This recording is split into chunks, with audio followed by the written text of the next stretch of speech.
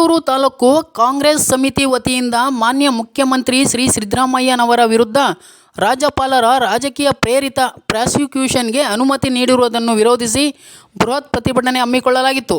ನಗರದ ಕೋಡಿ ಸರ್ಕಲ್ ವೃತ್ತದಿಂದ ಮೆರವಣಿಗೆ ಮೂಲಕ ನಗರಸಭೆ ಮುಂಭಾಗ ಸಿಂಗ್ರಿ ನಂಜಪ್ಪ ವೃತ್ತದಲ್ಲಿ ಪ್ರತಿಭಟನೆ. ಈ ಸಂದರ್ಭದಲ್ಲಿ ತಿಪಟೂರು ಶಾಸಕ ಕೆ. ಷಡಕ್ಷರಿ ಮಾತನಾಡಿ, ಮಾನ್ಯ ಮುಖ್ಯಮಂತ್ರಿ ಸಿದ್ದರಾಮಯ್ಯ ವಿರುದ್ಧ ರಾಜ್ಯಪಾಲರ ಮೂಲಕ ರಾಜಕೀಯ ಪಿತೂರಿ ನಡೆಸಲಾಗುತ್ತಿದೆ. ಇದರಿಂದ ನಾವು ಭಯಭೀತರಾಗುವುದಿಲ್ಲ. ರಾಜ್ಯದ ಜನತೆ ಕಾಂಗ್ರೆಸ್ ಸರ್ಕಾರ ಹಾಗೂ ಮಾನ್ಯ ಮುಖ್ಯಮಂತ್ರಿಗಳ ಪರ ಬೆಂಬಲಕ್ಕೆ ನಿಂತಿದ್ದಾರೆ ಎಂದರು. ತಿಪಟೂರು ತಾಲೂಕು ಕಾಂಗ್ರೆಸ್ ಸಮಿತಿಯ ಅಧ್ಯಕ್ಷ ಎನ್ ಕಾಂತರಾಜ್ ಮಾತನಾಡಿ, ವಿಪಕ್ಷಗಳು ಮಾಡುತ್ತಿರುವ ಆರೋಪಗಳಲ್ಲಿ ಯಾವುದೇ ಸತ್ಯವಿಲ್ಲ. ಮೈಸೂರಿನ ಮೂಡ ನಿವೇಶನಗಳಲ್ಲಿ ಯಾವುದೇ ರೀತಿಯ ಅವ್ಯವಹಾರ ನಡೆದಿಲ್ಲ ಎಂದು ವಿವರಿಸಿದರು.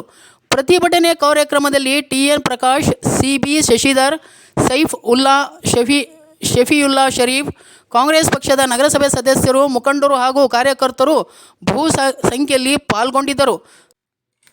News bureau, Mohammed Shaik, Tiptur.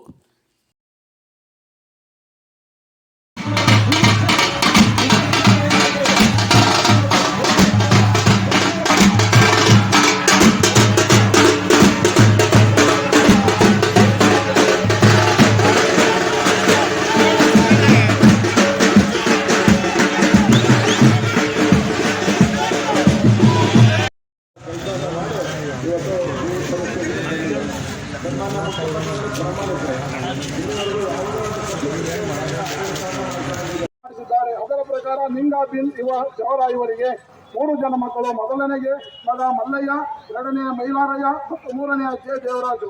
ಎರಡನೆಯ ಮೈಲಾರಯ್ಯ ಇವರಿಗೆ ಎಂ. ಮಂಜುನಾಥ ಸ್ವಾಮಿ ಎನ್ನುವ ಮಗ ಮತ್ತು ಮೈಲಾರಯ್ಯನವರ ಪತ್ನಿ ಪುಟ್ಟಗೌರಮ್ಮ ಇವರು ಸಹಿ ಮಾಡಿದ್ದಾರೆ. ಅದರಲ್ಲಿ ಸದರಿ ಜಮೀನು ನಿಂಗಾಬಿನ್ ಜವರರಿಗೆ ಸೇರಿದ್ದು. ಅವರು ಪಾವತಿ ನಮ್ಮಗಳಿಗೆ ಸದರಿ ಜಮೀನಿನಲ್ಲಿ ಭಾಗ ಬರಬೇಕಾಗಿರುವುದಿಲ್ಲ. ಈಗಾಗಲೇ ನಾವು 462ರಲ್ಲಿ 4 ಎಕರೆ ಜಮೀನನ್ನು ಪುಟ್ಟಮ್ಮ ಎನ್ನುವರಿಗೆ ಮಾಡಿರುತ್ತೇವೆ. 1992ರಲ್ಲಿ ಪ್ರಾಥಮಿಕ ಅಧಿಸೂಚನೆ ಹೊರಡಿಸಿದ್ದಾರೆ. ಆದರೆ ಅದು ಬಹಳ ವರ್ಷಗಳಾದರೂ ಇತ್ಯರ್ಥವಾಗಿರುವುದು ಕಂಡುಬಂದಿರುವುದಿಲ್ಲ. ಆಗ ಕೆ. ದೇವರಾಜು ಅವರು ದಿನಾಂಕ 13/8/1996ರಂದು ತಮ್ಮ ಜಮೀನುಗಳನ್ನು ಭೂಸ್ವಾಧೀನದಿಂದ ಕೈಬಿಡುವಂತೆ